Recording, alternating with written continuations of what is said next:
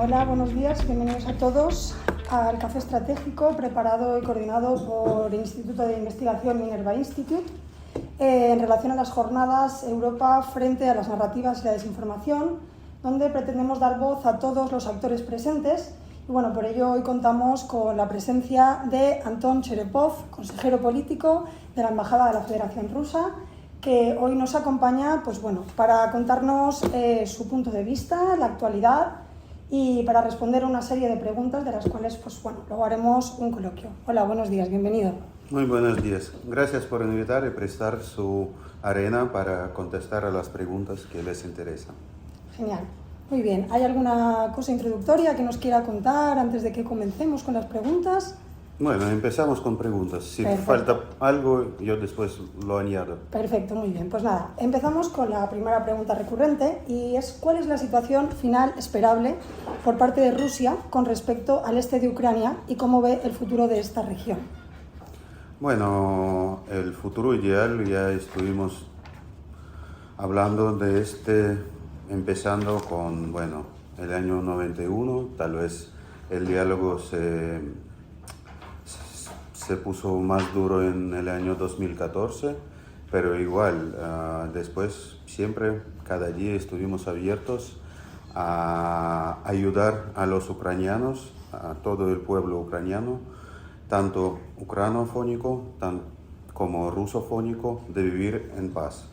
Estuvimos trabajando duro sobre los acuerdos de Minsk, que durante 8 años el régimen de Kiev no vino a empezar de implementar esos acuerdos y lamentablemente llegamos a saber a fines del año 2022 que otras dos partes que firmaron este acuerdo, Alemania y Francia, sus respectivos líderes, Angela Merkel y François Hollande, públicamente confirmaron que firmaron estos acuerdos de Minsk para ganar tiempo y armar más a Kiev, para llevar la guerra contra Rusia y la minoría rusófona. Hablando del mundo ideal, se puede hablar mucho, pero la verdad que sí, tratábamos de ayudar a las partes de la sociedad ucraniana convivir pacíficamente en el estado de Ucrania. Lamentablemente, los sectores radicales y más aún estas autoridades que llegaron al poder por mediación de un golpe esponsoreado por los países del occidente, empezaron a llevar una política rusofóbica. Una de las leyes adoptadas por el Parlamento en el año 2014 era sacar el estatus oficial de la lengua rusa, que era una de las violaciones graves para derechos humanos de la parte bastante importante de los ucranianos rusófonos. Y tal cual, año por año, a nosotros digo, al pueblo ruso, a los ciudadanos ucranianos, pero que son parte del pueblo ruso, y también a los rusos en Rusia, llevando a la pared sin dejarnos algunos medios pacíficos para resolver esos problemas. Lamentablemente, éramos forzados para empezar la operación militar especial. No quedaba otro remedio para el febrero del año 2022. Y quiero añadir que a finales del año 2021 nuestro canciller mandó las cartas individuales para cada canciller del país miembro de la OSCE y para el señor Álvarez también, invitando a un diálogo responsable, abierto con Rusia respecto a las garantías de seguridad paneuropeas. Ningún canciller nos contestó en aquel diciembre del año 2021 y nosotros entendemos que nadie quiere tener un diálogo con nosotros abierto y pacífico. Y repito que nos quedó solo los medios militares para conseguir las metas nuestras de garantizar la seguridad rusa. Bueno, después le cuento qué es seguridad rusa. Perfecto, muy bien, pues continuamos. ¿Cuál es la perspectiva rusa sobre la anexión de Crimea y Sebastopol y cómo se justifica desde el punto de vista legal? Bueno, desde el punto de vista legal lo vemos muy bien, la autodeterminación de los pueblos que eligen vivir en un estado civil que defienda sus derechos humanos, que garantiza el uso de lengua ucraniana, ruso y tátaro en Crimea.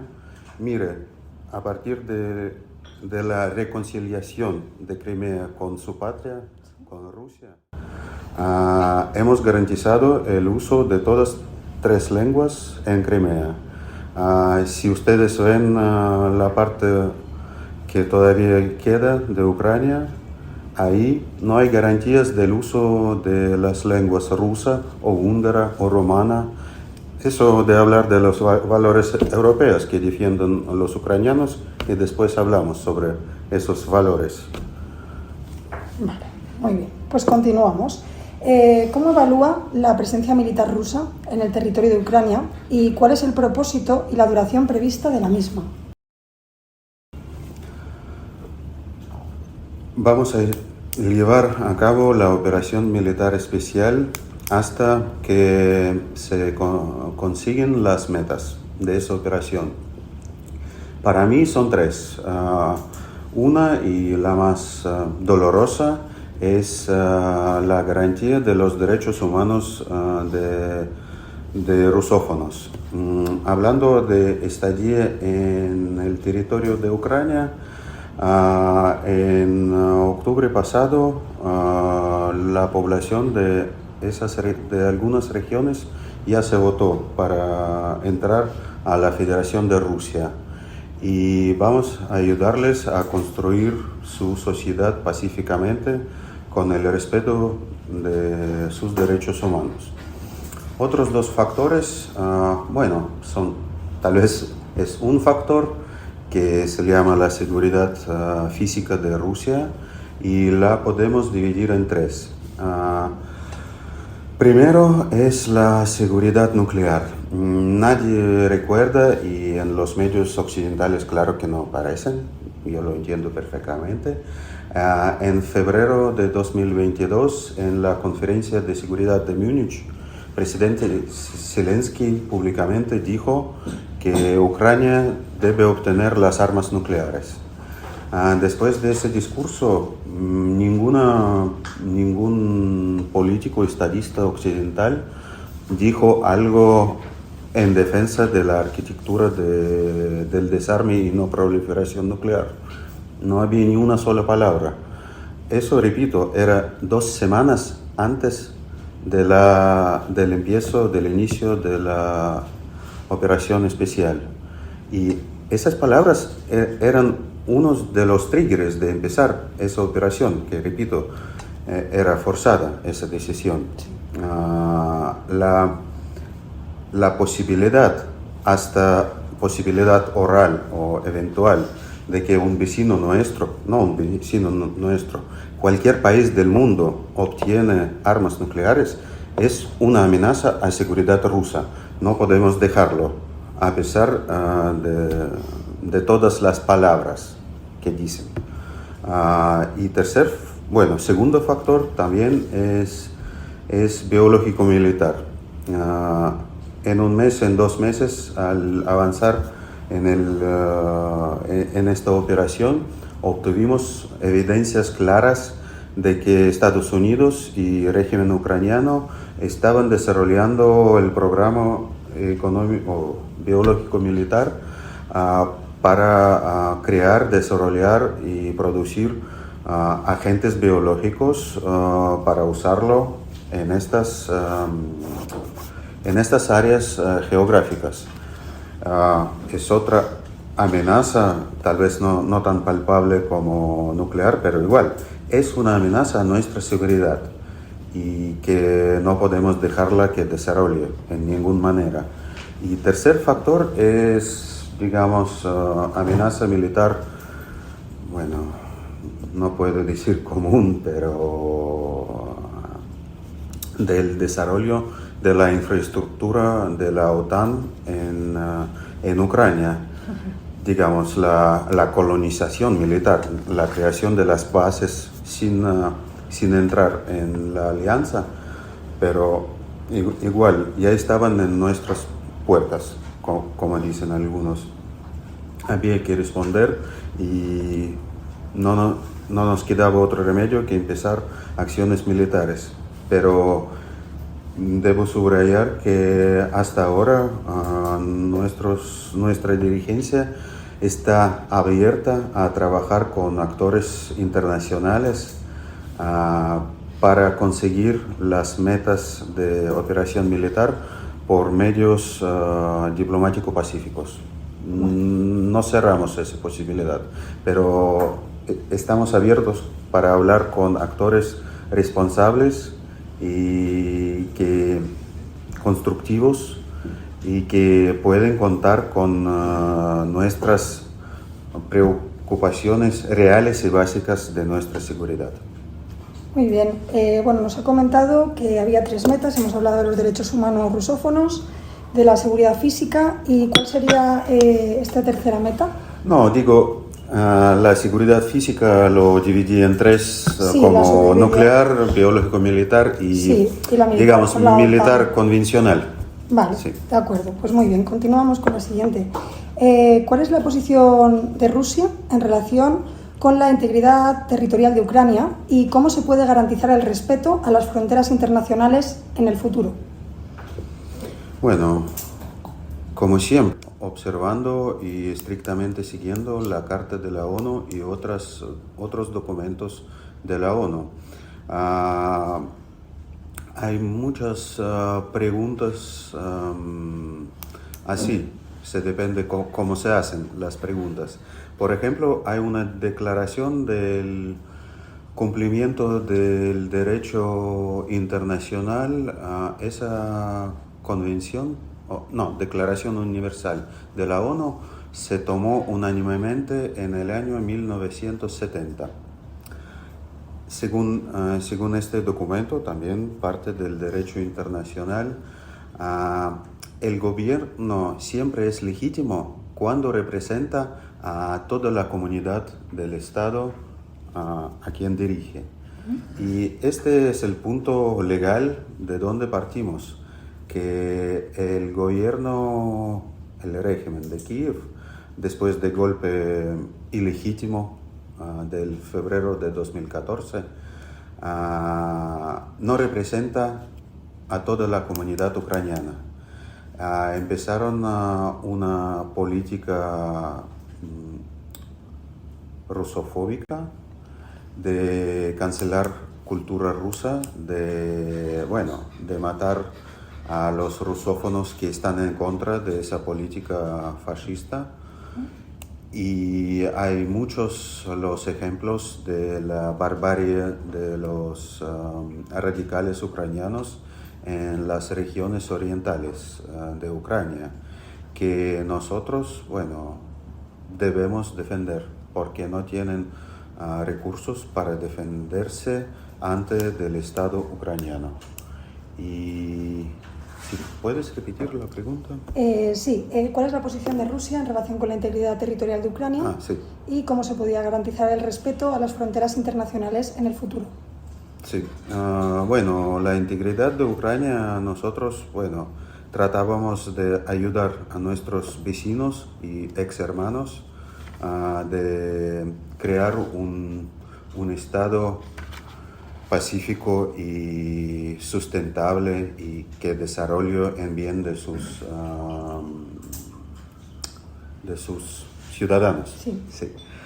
Pero este régimen ilegal optó por la política rusofóbica y, derechito a la guerra.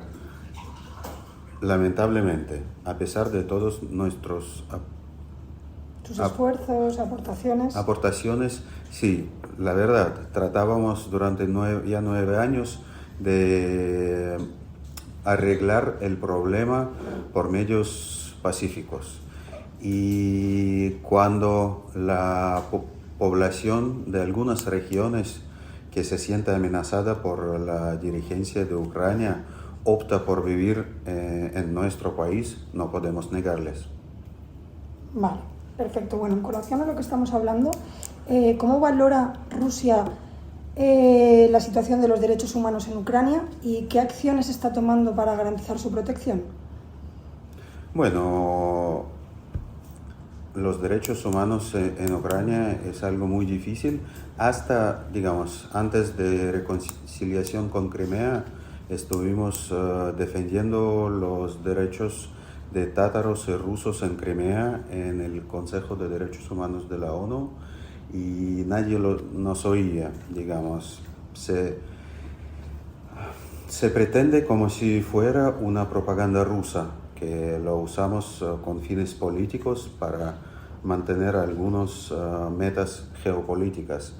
Y este es el problema del cual decía de pedir un diálogo abierto con cancilleres europeos, como si nadie nos toma en serio, nadie quería hablar con nosotros responsablemente. Por eso, bueno, tomamos las medidas de esa operación militar especial para defender los derechos humanos de la población de las regiones del oriente ucraniano y bueno, del sur también. Respecto a la situación de derechos humanos en Ucrania en sí, bueno, es peor todavía porque si ustedes miran y consideran las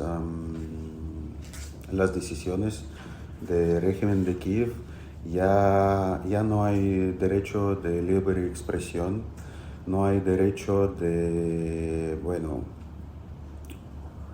pensar libremente, porque, por ejemplo, está prohibido, en algunos canales está prohibido hablar en ruso, están prohibidos algunos partidos políticos, por mismo Vladimir Zelensky, quien defiende valores europeos, pero eso les pido a españoles considerar un poco la situación interna en Ucrania, porque este lozung, estas palabras muy bonitas, que ellos defienden los valores de democracia y derechos humanos contra Rusia, que, bueno, un maldito, unos malos que están contra todo lo bueno.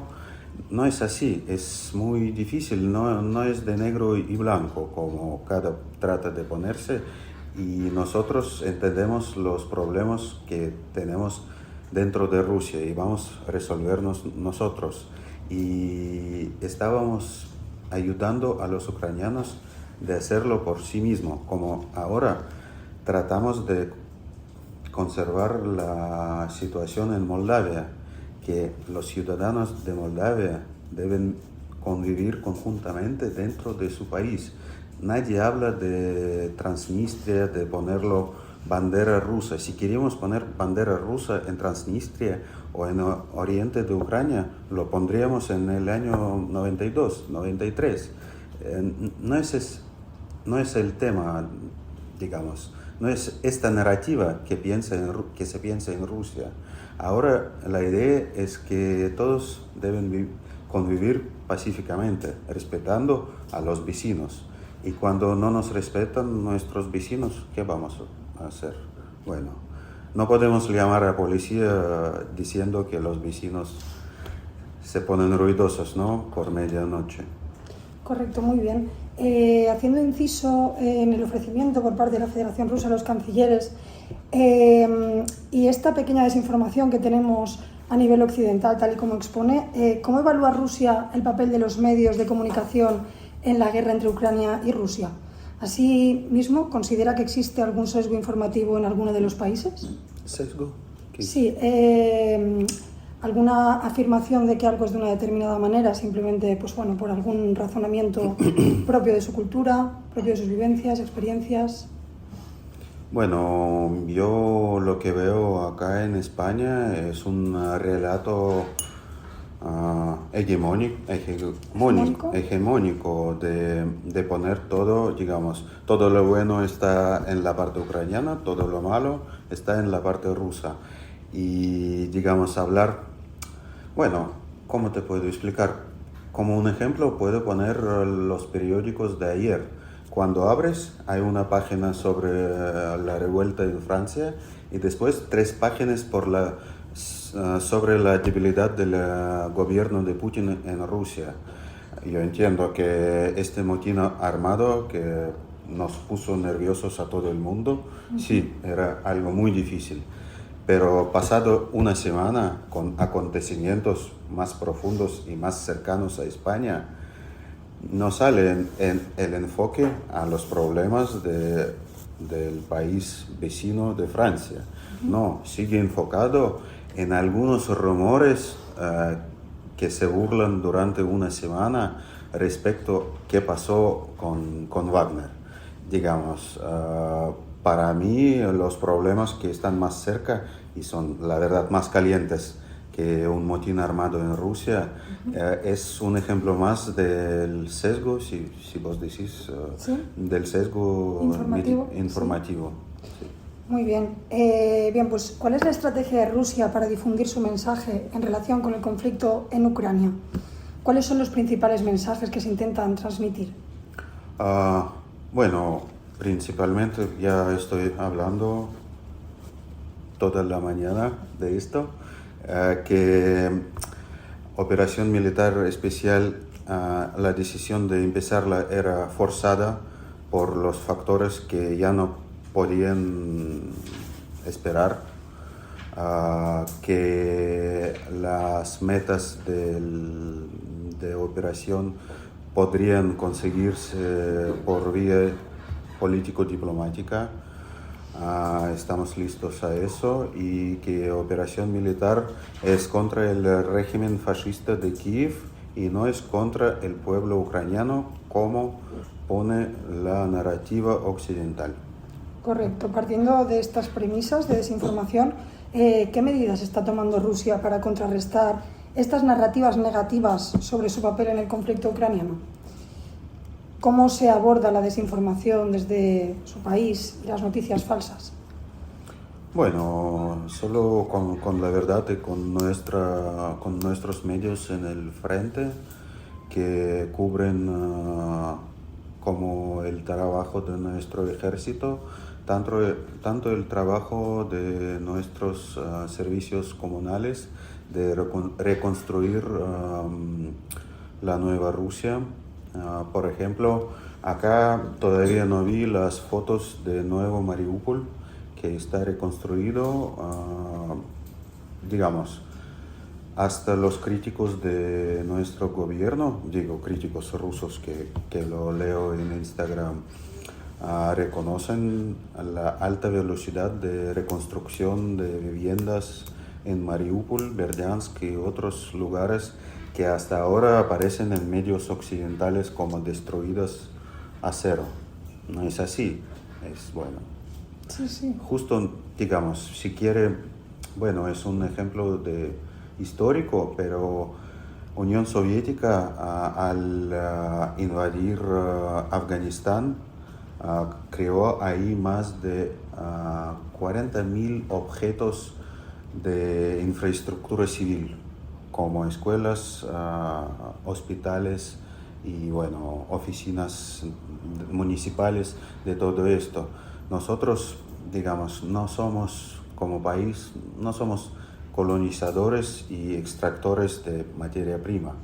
Venimos por la gente y para ayudar. Así que si tomamos responsabilidad por una región, bueno, lo vamos a cumplir. Sí, por ejemplo, en Crimea, bueno, hasta desde este punto de vista hemos creado una carretera de 4 carriles por toda la Crimea, hemos creado un puente estamos invirtiendo en las nuevas regiones, no es pura invasión como se pone acá en los medios.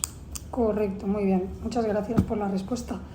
Eso nos acerca mucho más a su punto de vista, ¿no? Y a entender las cosas de una forma en la que cada uno pueda tener pues un punto crítico, ¿no? Sobre el que abordar las cuestiones. Bien, ¿considera que se podría lograr un entendimiento entre Ucrania y Rusia en términos de promoción de una comunicación más objetiva y transparente? Entre los dos gobiernos, dice, o dos sociedades. Sí, bueno, a nivel diplomático, digamos. A nivel diplomático tuvimos un diálogo muy bueno y ahora repito que no vi en los periódicos, en los medios occidentales, cuando la delegación africana visitaba a Rusia, presidente Putin mostró y habló un poco sobre el tratado pacífico entre Rusia y Ucrania que era rubricado por ambas partes y era rubricado en abril de 2022. Se le llamaba algo tipo Tratado del Estatus Neutral y Garantías de Seguridad para Ucrania. Ahí aparecieron 8 estados garantes, que sean los P5, Rusia, Estados Unidos, Inglaterra, Francia, China, Bielorrusia, Turquía y alguien más, un país más, digamos. No, hasta no recuerdo de qué región era. Y ahí aparecía las garantías de seguridad de Ucrania en sus fronteras de enero de 2022. ¿De acuerdo? Ahí aparecía todas las cifras del ejército ucraniano que puede tener para defender su soberanía, su autonomía con estatus neutral. Y las garantías de seguridad que garantizaban todos esos países garantes. Pero lamentablemente Ucrania se negó a cumplir este tratado que fue rubricado por el régimen de Kiev. Y después de esto había varias propuestas de paz, algunas están en la mesa, de otros ya no se recuerda nada. Y repito que estamos abiertos de dialogar con alguien en manera constructiva que cuenta con nuestras preocupaciones de seguridad para llegar a un diálogo. Sí, pero debo añadir que según la nueva realidad en el suelo, como dicen, que ahora algunos territorios ucranianos optaron por vivir en Rusia y no podemos negar si algunos nuevos lo votan, también lo vamos a invitar a vivir con nosotros. Con ustedes, sí. De acuerdo, muy bien. Sí. Perfecto. ¿Cuál es la posición de Rusia sobre la libertad de prensa y el acceso a la información en Ucrania? ¿Considera que se garantiza un ambiente propicio para el ejercicio periodístico independiente? Para mí la independencia de los medios es algo del mundo ideal, porque bueno, empezamos, yo no soy del mundo de periodistas, sí. Pero como entiendo, siempre empezamos, hay una redacción y hay una tarea de redacción sí. Para un periodista, ya no es independiente. No vamos a entrometernos en las cuestiones de sponsors y redacción, digamos. Esas relaciones para mí son opacas y no sé cómo se garantiza en países la independencia de redacción antes sus sponsors o los dueños sí, del medio. Es muy difícil. Y teniendo esos factores en mente, bueno, nadie es independiente, todos somos interdependientes. Interdependientes, correcto. Muy bien. ¿Cuáles son las principales diferencias en las visiones que se tienen en los países del mundo entre Rusia y Ucrania sobre las causas y responsabilidades del conflicto? ¿Considera que existe un consenso común que viene desde la anexión de Crimea? Me pregunta sobre la reflexión de otros países, Sí, de países del ¿qué mundo. punto de vista consideran que tienen los países del mundo para con el conflicto Rusia-Ucrania? Bueno, del mundo occidental ustedes conocen mejor que yo su postura, que bueno, hablando de otras regiones, es bueno, como lo veo en América Latina, en África, que ellos entienden que no es una guerra que cambie el mundo. Hay amenazas para como ustedes lo llaman, sur global. Tienen tantos problemas que una guerra en otra región a ellos ¿No les afecta? no les afecta. Bueno, les afecta por algún motivo X, pero entrometerse en las razones de ese conflicto, digamos, hay que tener una expertiza muy alta y que lamentablemente ahora carecen los occidentales, que cuando hablamos con muchos expertos así llamados, nadie puede poner ¿cómo se dice? Una línea, una continuación de los acontecimientos. Todas las preguntas empiezan sobre el 22 de febrero de 2022.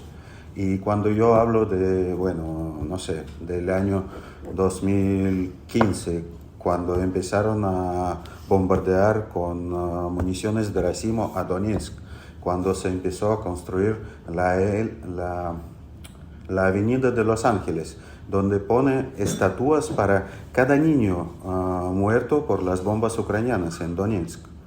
Como si no parece ahora esto, como no parecía. Debo mencionar el bombardeo en Kramatorsk, que ahora se puso en medios como un ataque al objeto civil popular, digamos, que hasta los 3 colombianos eran afectados, hay algunos famosos. Bueno, mire, en este mismo edificio había un cuartel con mercenarios estadounidenses que desarrollan guerra contra nuestras fuerzas, y todos que estaban ahí en este café deberían estar atentos, que están en el frente, y decir que, mire, bueno, están atacando a los civiles. Sí, claro, porque esos civiles están cerca a las metas militares nuestros. Bueno, son legítimas esas metas, porque desarrollan la guerra contra nosotros. Y, ¿cómo se dice? Ir al frente de civil, entendiendo que ahí se lleva guerra, y después pedir a castigar a los rusos. Sí. Bueno, no es algo reflexionable, no sé, bueno. Sí. Carezco de vocabulario. Sí, pero entendemos el mensaje que nos quiere transmitir.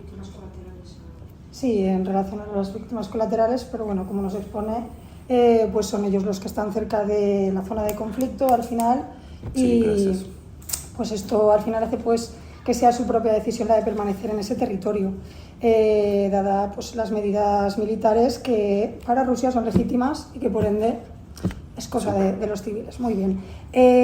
Uno de los grandes puntos que están influyendo en toda la desinformación, como sabe, a nivel global, no solamente con este conflicto, son las redes sociales y las plataformas en línea. Sí.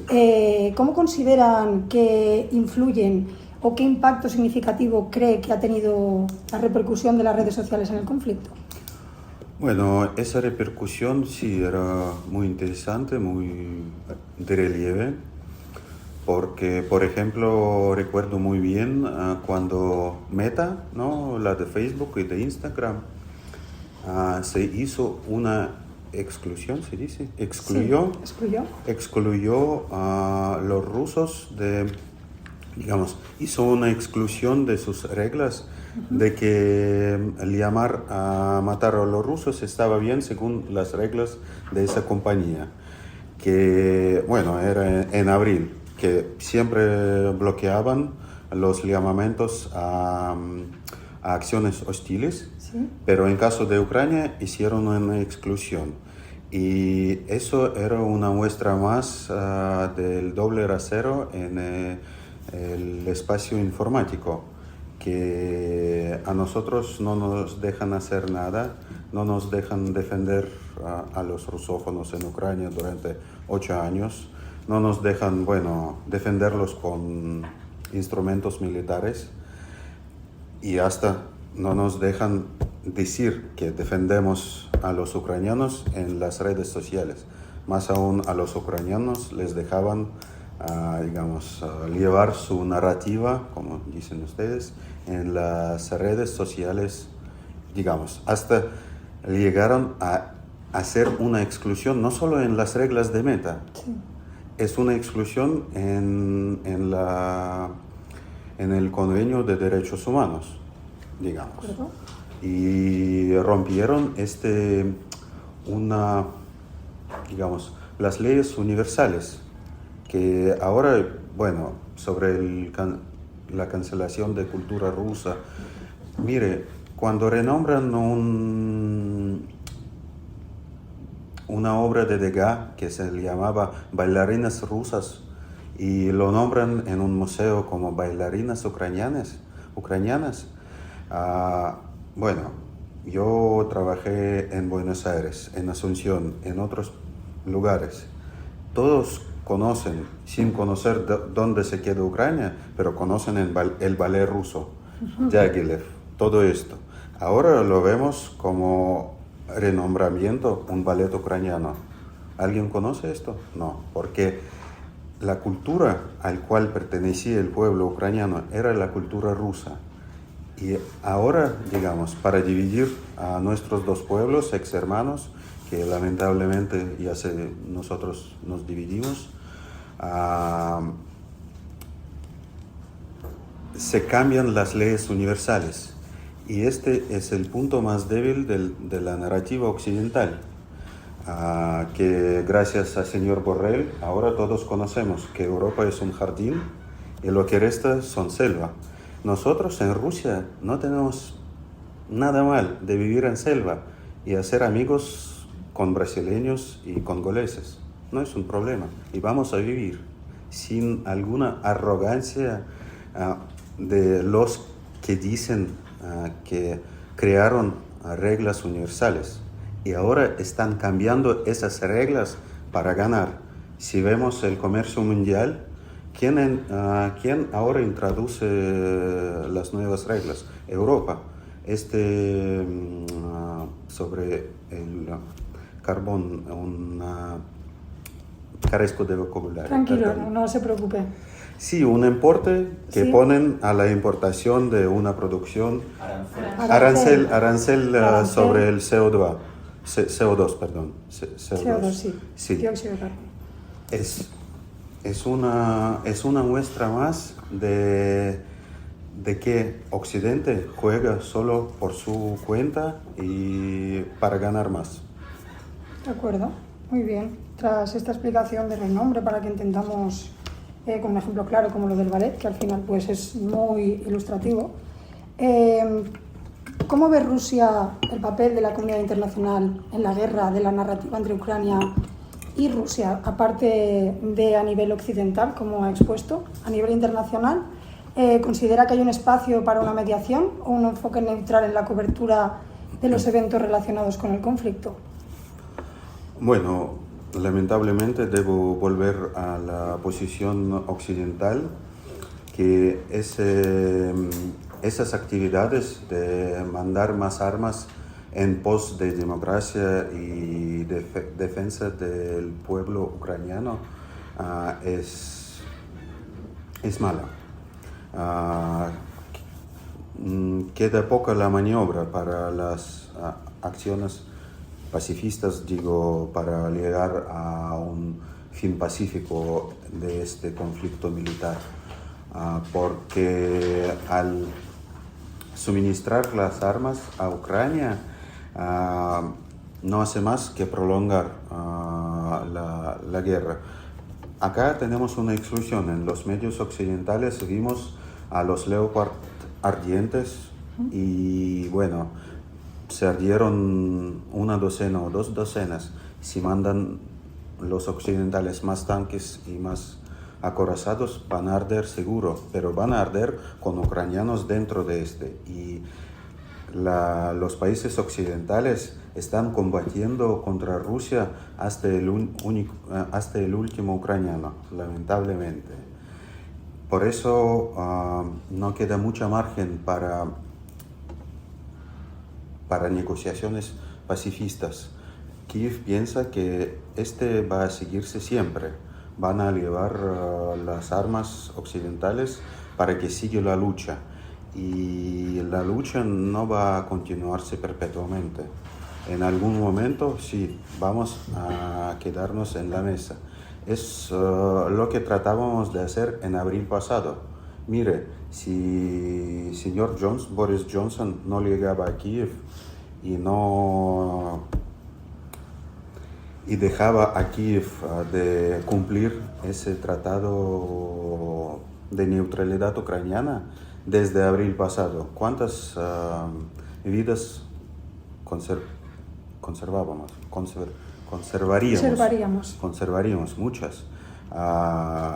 Es así, es el occidente que lleva a una invasión geopolítica al oriente europeo para llevar una derrota estratégica para Rusia. Y nosotros estamos defendiendo nuestros intereses vitales en nuestra frontera.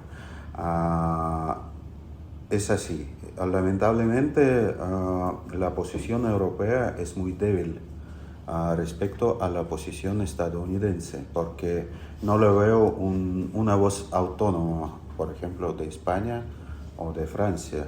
No, todos están en este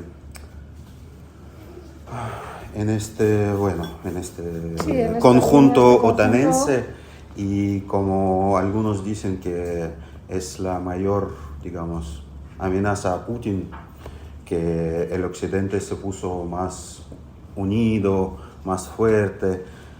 Esa relativa es muy buena para las elecciones, pero pasando 1 año o 2 años, la mayoría de la población va a ver las desventajas de esas decisiones tomadas miópicamente por la dirigencia occidental, lamentablemente.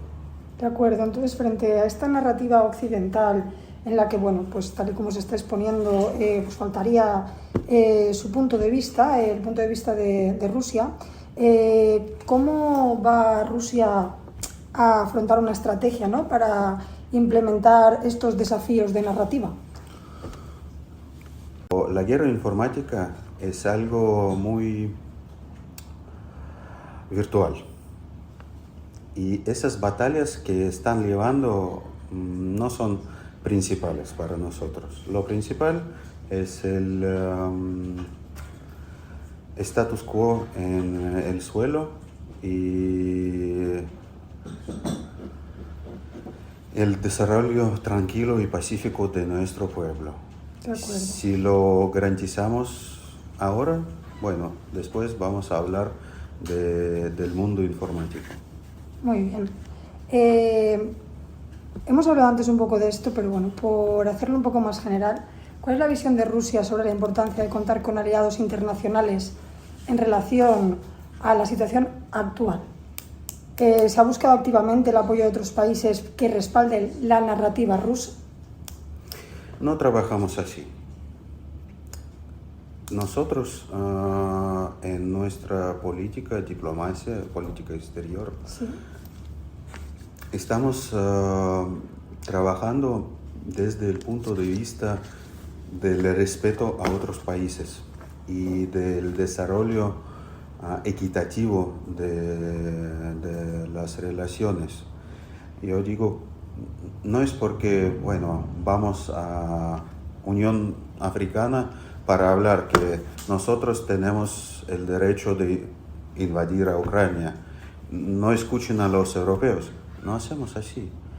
Con África tenemos más de 60 años de convivencia constructiva, amistosa y de mutuo respeto.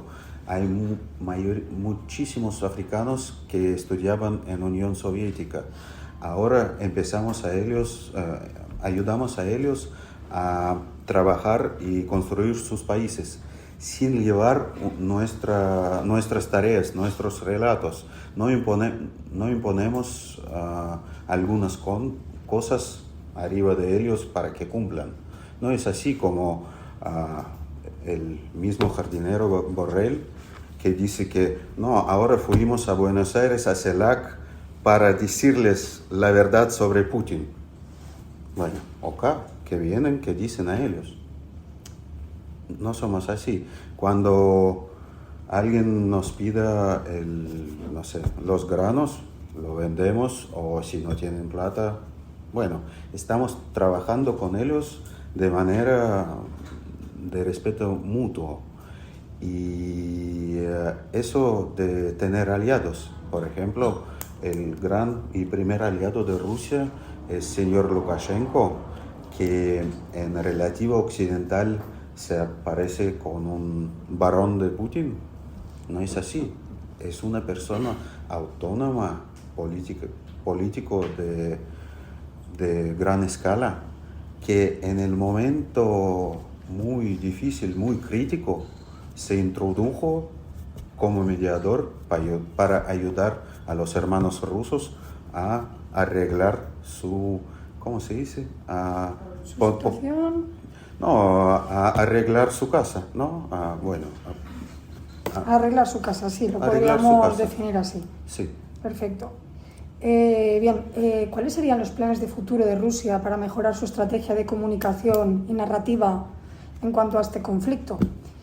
Hemos dicho lo que Rusia no haría y qué haría, ¿no?, para mejorar su estrategia de comunicación y que toda esta desinformación y esta narrativa pues pueda llegar de otra forma a los países occidentales a nivel global. El primer tarea que vemos es llevar la Unión Europea a cumplir el derecho de libertad de expresión, que dejan a nuestros medios de cubrir los acontecimientos mundiales libremente, porque esa censura, ¿se dice? Censura europea, bueno, es una violación de derechos europeos, de la libertad de medios. Sí. Para mí esa es nuestra meta principal. Respecto a lo otro sería nuestra campaña informativa. Muy bien. Respecto a esta censura europea, ¿cómo plantea Rusia su relación actual con Europa? ¿Considera que existe una identificación cultural y política con el continente europeo? No. Si vemos a ex socios europeos suministrando armas para matar a nuestros soldados, no vemos nada compartido con Europa. ¿Y tienen alguna visión sobre el futuro de las relaciones entre Rusia y Europa que puedan llegar a acercarse, a algún acercamiento? Bueno, cuando las capitales europeas se despiertan de ese sueño transatlántico y entiendan que nosotros somos vecinos y ustedes no pueden mudarse al otro hemisferio y hay que convivir con nosotros, bueno, los esperamos para hablar constructivamente respecto a la seguridad paneuropea. Muy bien, entonces podríamos afirmar que si Europa se considerase un país vecino, Rusia tendría pues aspiraciones de mayor integración y cooperación a nivel europeo. No decía esto. ¿Nada? Mayor integración, no sé. Si vemos la integración europea, bueno, no es nuestro destino, para nada. En este año se firmó nuevo concepto de política exterior de Rusia. Ahí aparece la Europa como un posible socio en la construcción de gran sociedad euroasiática. Rusia es un estado civilización, nosotros somos un país euroasiático y europacífico.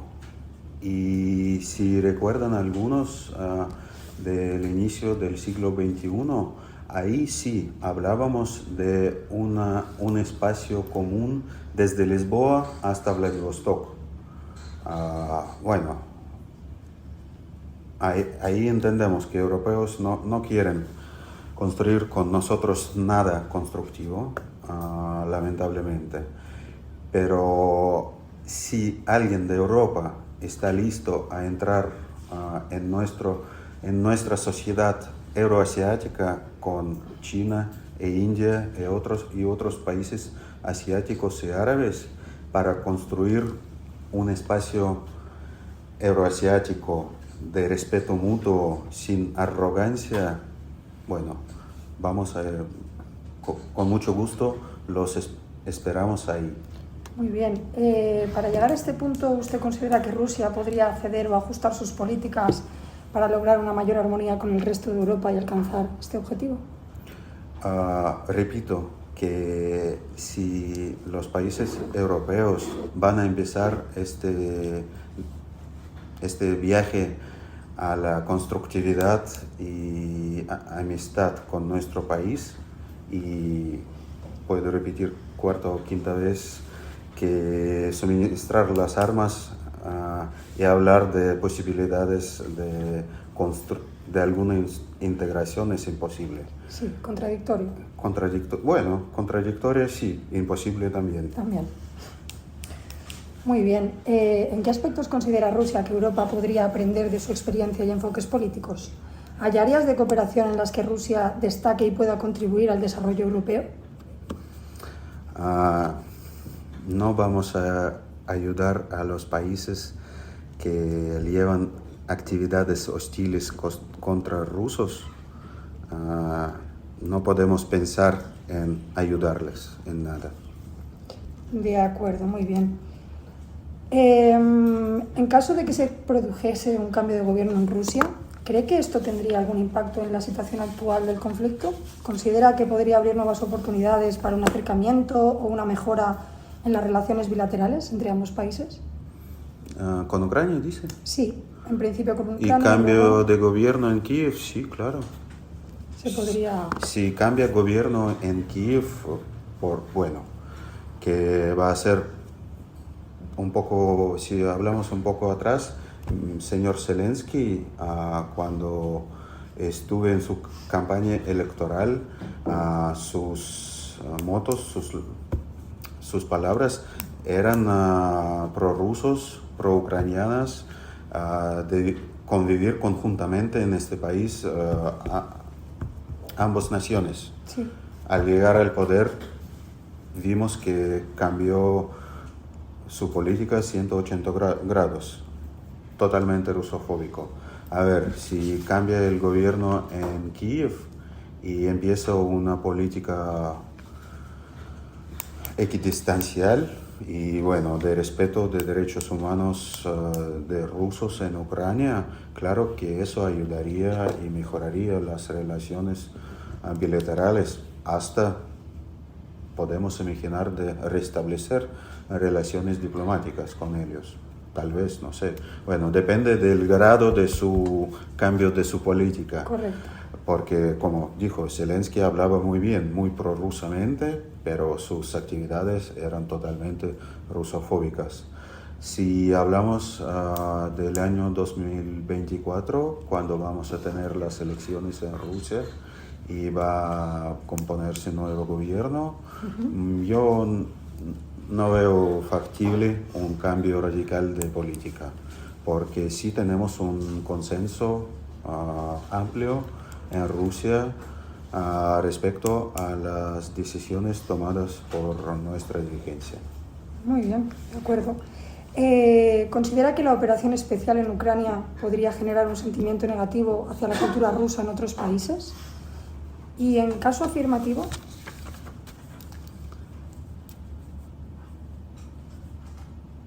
¿esa no? Sí. Bueno, les repito, ¿considera que la operación especial en Ucrania podría generar un sentimiento negativo hacia la cultura rusa en otros países? Y en caso afirmativo, ¿cómo cree que esto podría afectar a las relaciones culturales y a la imagen internacional de Rusia? Bueno, sabe que cultura para mí, personalmente, no tengo ninguna instrucción de Moscú al respecto, pero cultura no se puede dividir en las culturas nacionales. Si empezamos a poner los íconos a la cultura, eso va a finalizarse con nazismo y fascismo. La cultura es de todos. En Rusia no hay ni un solo hecho de aniquilación de un monumento, por ejemplo, al poeta Shevchenko o a otros escritores ucranianos, porque para nosotros cultura ucraniana es una parte de cultura rusa y no es nuestra meta de combatir todo lo ucraniano, como pone la relativa occidental. Si hay un odio o un movimiento hostil hacia cultura rusa, eso para mí pone más,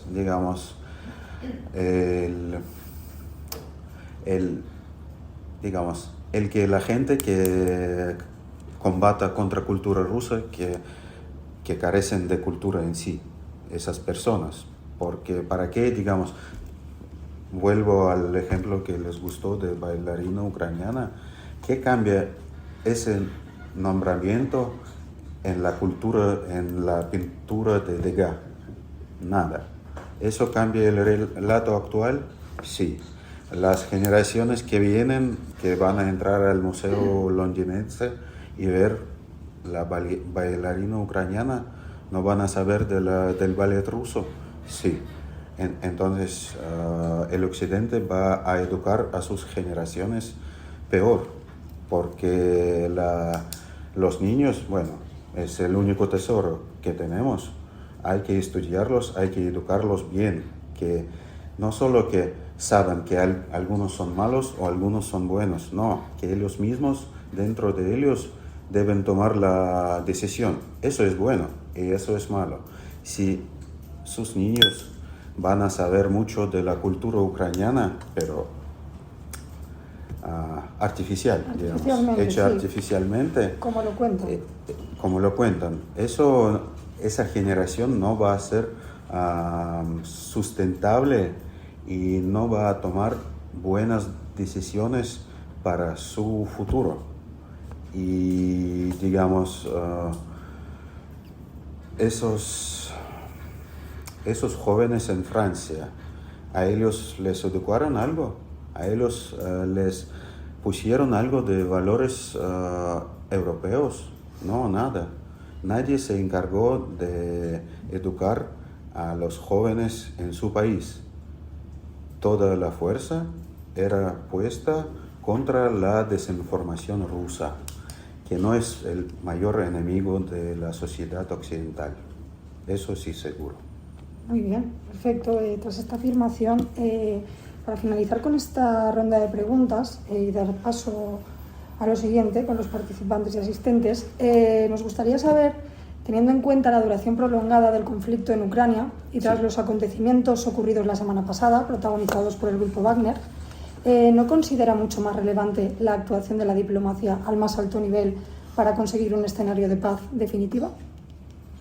Bueno, de paz definitiva ya hablé mucho, de que es la parte ucraniana que carece de volver a empezar, de caminar ese destino de negociaciones de paz.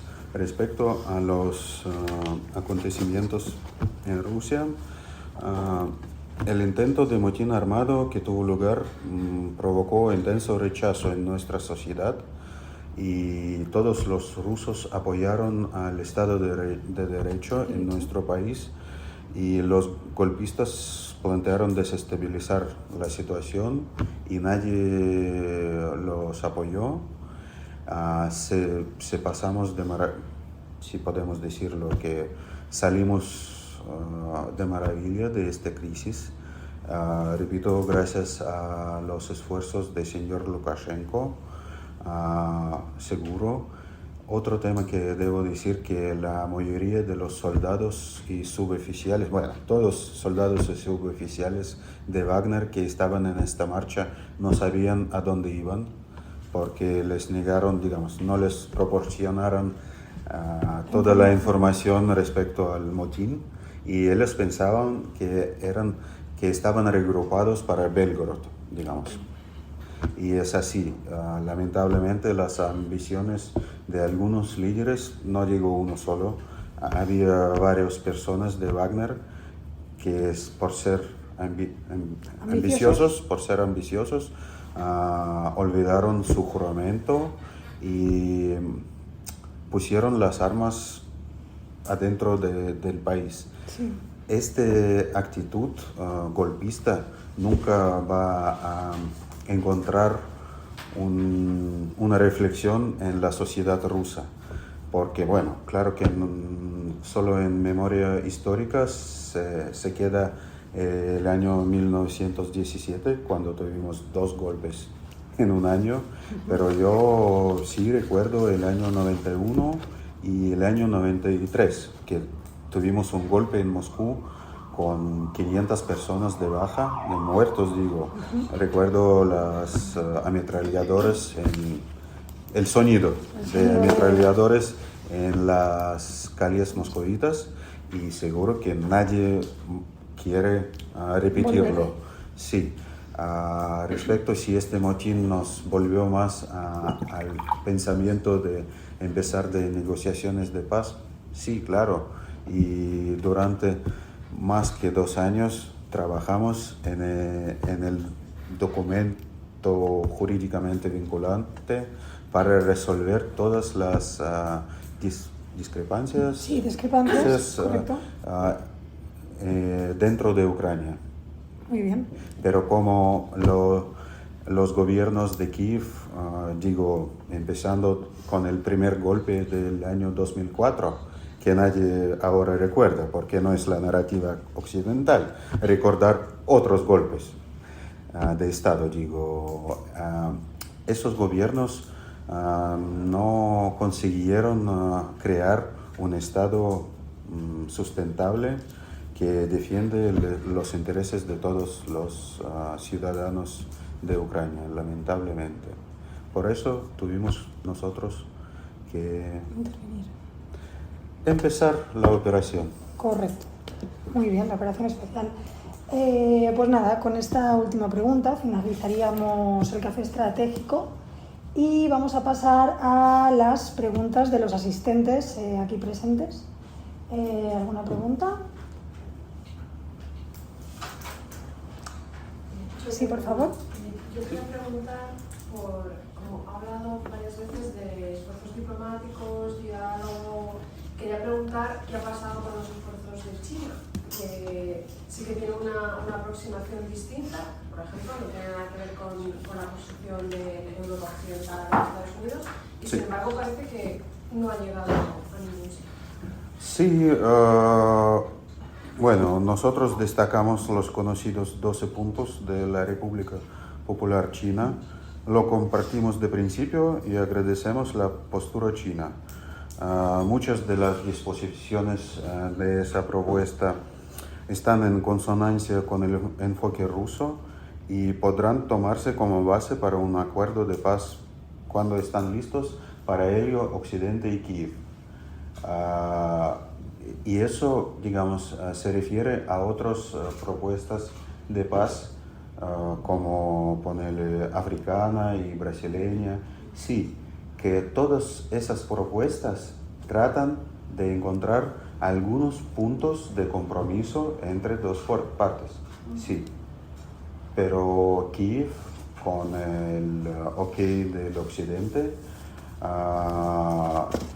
no quiere empezar a hablar sobre los compromisos. La postura de ellos es ultimativa, sin reflexionar sobre propuestas rusas. Y lamentablemente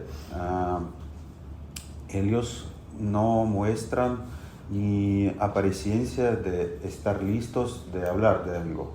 Solo hablan sobre contraofensiva. Y tal vez después de contraofensiva de suceso,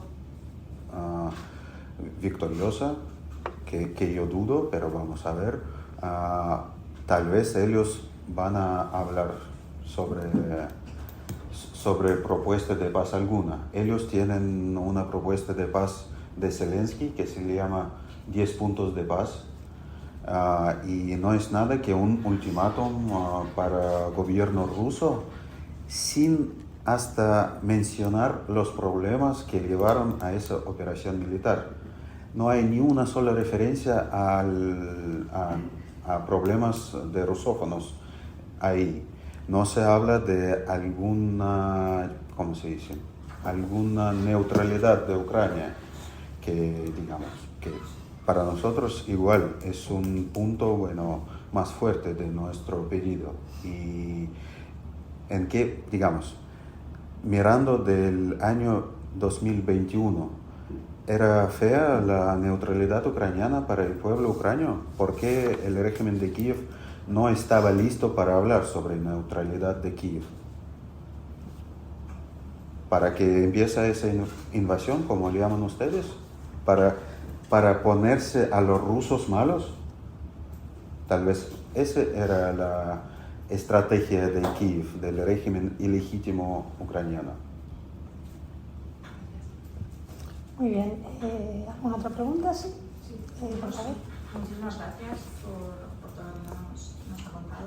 Yo tendría dos preguntas. La primera es, ¿qué ha cambiado tanto para que, con la asistencia, ¿no?, y el diálogo mantenido en el Consejo Rusia-OTAN, que se ha mantenido en el tiempo, además hasta poco tiempo antes de febrero del 22, qué es lo que ha cambiado tanto y, sobre todo, visos a futuro de que ese foro de diálogo, de cooperación, etcétera, se pudiera recuperar el Consejo de OTAN-Rusia? Y por otro lado, y específico en la región del norte de África y sobre todo el Sahel, había cuenta de que Wagner se va a disolver o se está disolviendo, etcétera. ¿Cómo se prevé, pues, la presencia de Rusia, el mantenimiento de los intereses rusos en la región? Sí. Bueno, hablando de la OTAN, sí, el consejo entre OTAN y Rusia se fregó, se paralizó, y es por la política hostil de la OTAN, que, digamos, si a alguno les interesa, se puede ver la entrevista de Bill Clinton después de la firma del Tratado Rusia-OTAN, según cuál, a base de cuál se creó este consejo. Y él decía que vamos a hablar en este consejo solo los problemas o las cuestiones que nosotros queremos hablar con Rusia, que no vamos a desarrollar los problemas sobre cuáles quiere hablar Rusia. Y, digamos, en aquella época nadie pensó en eso. Digamos, tuvimos una agenda compartida relativamente constructiva, sí. Pero después vimos, bueno, una ola era antes, como 5 o 4 olas de ampliación de la OTAN hacia nuestras fronteras. La administración de Bush empezó la deconstrucción de toda la arquitectura del desarme y no proliferación nuclear y estabilidad estratégica. Ante todo, digo, del Tratado de Defensa Antimisil. Ellos arruinaron arruinaron este tratado rectangular, se puede decir, o bueno, un básico, un tratado básico, y empezaron a construir las bases de defensa antimisil en Polonia y Rumania, bajo el pretexto de defensa del eventual ataque iraní misilero contra sus aliados en Europa. Este pretexto era tan naif como antirruso, y ya no éramos tan débiles y naives como en los años 90, entendiendo que este es un paso más cerca a nuestras fronteras. Decimos a los colegas en la OTAN que estamos preocupados. No, ellos siguen con la ola de ampliación. En Bucarest dicen que Georgia y Ucrania van a introducirse en la OTAN. Digamos, era una política de ponerlos en la pared, contra la cual no podemos hacer nada constructivo y diplomático. No tuvimos remedios. A todos nuestros pasos diplomáticos de ponerlo algún tratado nuevo jurídicamente vinculante sobre la estabilidad estratégica. No, la OTAN tiene la política de puertas abiertas. No vamos a hablar con Rusia sobre esto. Es lo que estaba hablando, que con nuestras preocupaciones serias, los ex socios occidentales no hablan sobre nuestras preocupaciones. Así que ¿para qué mantener una decoración de ese consejo? No hay posibilidad posibilidad alguna de agenda común en el futuro mediano, digo. Hablando de Sahel y del norte de África, bueno, hay dos pensamientos. Uno es Argelia, que Argelia es un país, es el país más grande de África, territorialmente, sí. Y es un país soberano que lleva una política independiente y soberano. Y no se puede manejarlos con ellos sin respeto. Y hacer algo sin consentir con ellos. Por ejemplo, los marroquíes son los mismos, pero a lo que llevo es que el presidente Tebboune visitó nuestro foro económico en San Petersburgo, donde había firmado un tratado de asociación estratégica bilateral. Tenemos muchos proyectos en común, tanto en campo técnico-militar, energético, cultural también, económico en sí, de producción de fertilizantes, por ejemplo, que necesita tanto Argelia. Y es así que digo que siempre desarrollamos las relaciones con todos los países del mundo a base de respeto mutuo. Si alguien no nos respeta, no desarrollamos. Viniendo a Sahel y a la pregunta de Wagner, como dijo nuestro canciller, la presencia de los militares de Wagner en algún país depende de la decisión del gobierno de este país. Si el gobierno de Malí quiere seguir con el contrato con Wagner por algunos servicios que les presta, es un asunto suyo. No entrometemos en los asuntos internos de ese país. Digamos, si el gobierno de Malí va a pedir algún consejo de parte nuestro, vamos a darles nuestro punto de vista, que sea, puntual en cualquier caso. Respecto al futuro de Wagner, bueno, sí, van a basarse en Bielorrusia, yo creo conservando sus buenas prácticas de ayudar a combatir terrorismo y que, digamos, que tienen algunas victorias tal vez no tan altas, no tan grandiosas, pero como siguen ahí en África, tal vez son eficientes para los gobiernos africanos. Sí, Ana. Sí, bueno, yo en relación y a colación de lo que le ha preguntado Raquel sobre la presencia de Wagner en el Sahel, a mí me gustaría saber, ya que ahora existe una aparente o una ruptura de relaciones entre Wagner y el gobierno ruso, ya que, como ha repetido ahora, están basados en Bielorrusia, Sí. ¿eso hará que Rusia implemente su presencia en el Sahel, en la lucha contra el terrorismo que ha iniciado Vladimir Putin? No, eso trato de decir que no somos sinónimos, Rusia y Wagner.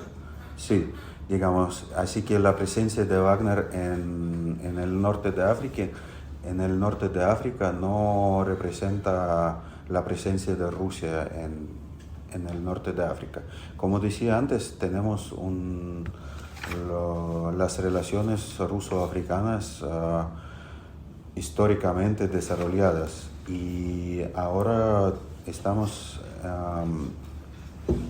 desarrollando más aún con ellos porque los africanos nos ven como un socio que los respeta y les ayuda en las esferas donde ellos necesitan ayuda. No venimos diciendo que hay que desarrollar los vuelos al espacio desde África, que el espacio es un problema. O, por ejemplo, que las emisiones del carbono dióxido es un problema mundial.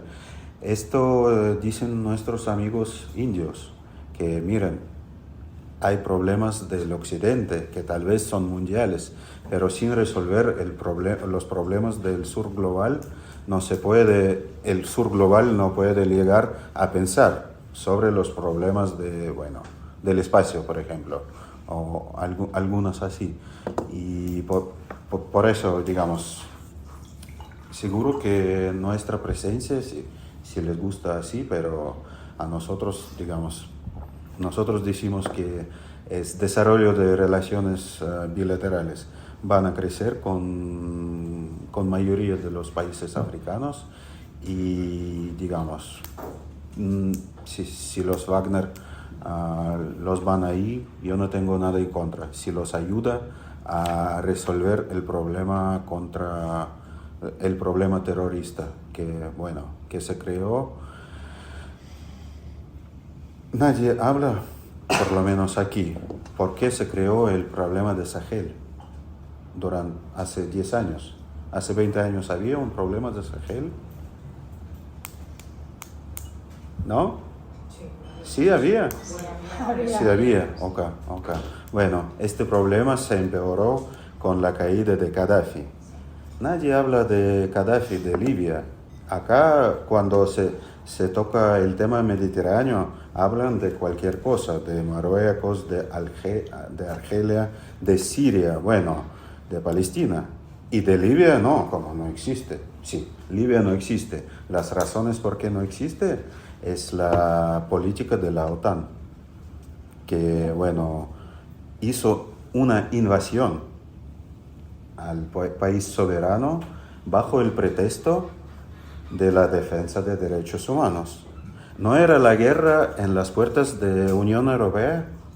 ¿Esta guerra no era cerca de Europa? Inglaterra y Francia defendieron los valores europeos ahí.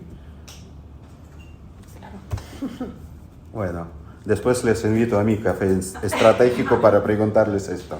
Claro, se trata pues eso porque es verdad que nosotros tenemos una visión un poco más otanista, efectivamente, es obvio, y por eso nos interesa pues tener la presencia de ustedes para poder ver la otra visión, que muchas veces está un poco difusa en todo este cambio de operaciones, pues desde las urbanas hasta la Balcán, y sí es verdad que nos interesaría mucho pues eso, un café estratégico a revés.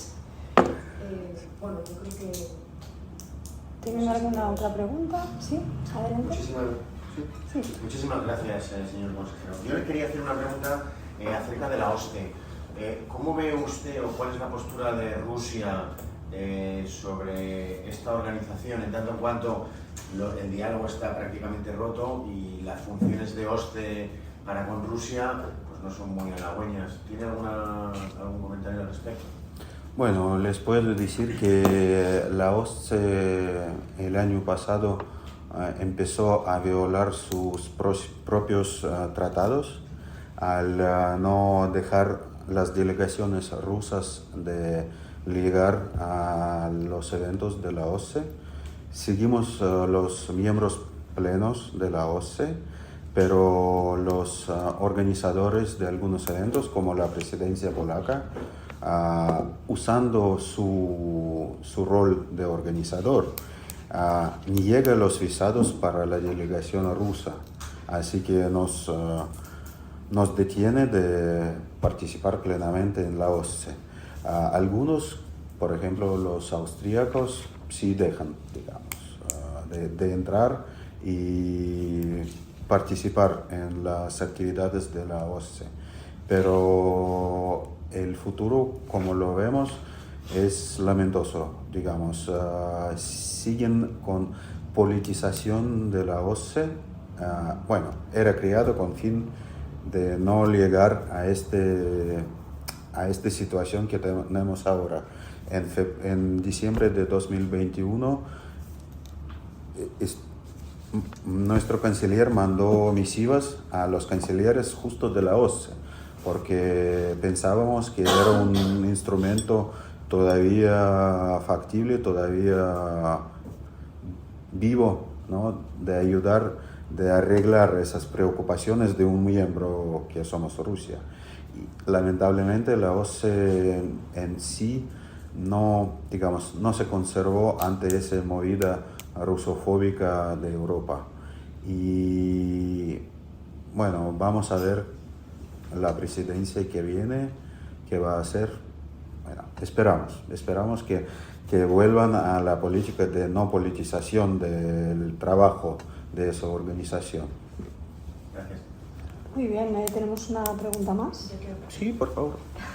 Es sobre otra organización, sobre la Organización del Tratado de Seguridad Colectiva y si se prevé su ampliación y qué opinión le merece cuando desde Occidente se considera a la OSCE como la OTAN rusa.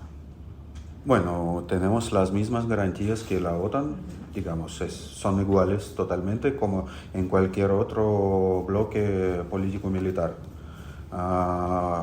Bueno, se desarrolla paso a paso.